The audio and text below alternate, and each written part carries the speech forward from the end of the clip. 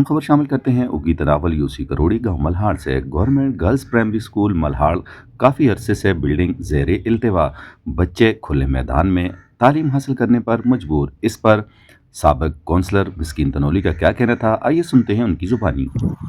السلام علیکم ویورز، جیسا کہ آپ کو معلوم ہے یہ گورنمنٹ گرلز مڈل اسکول ملہاڑ ہے۔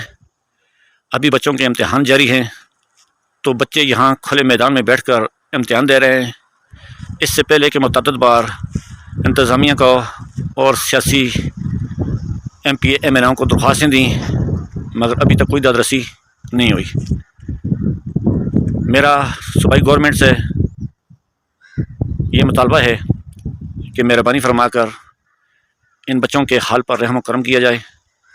عرصہ دراز سے یہ ٹوٹ پھوٹ کا شکار پڑا ہے، لہٰذا میں ایم پی اے اکرام اللہ غازی صاحب سے درخواست کروں گا کہ مہربانی فرما کر اس پر خصوصی توجہ دی جائے۔